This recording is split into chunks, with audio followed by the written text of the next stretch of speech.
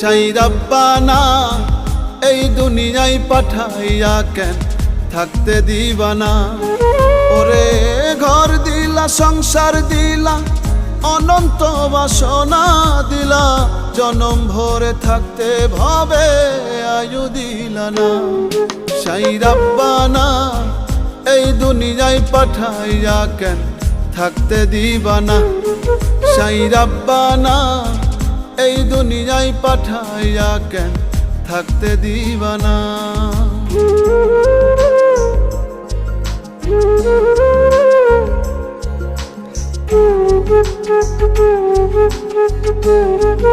Thank you.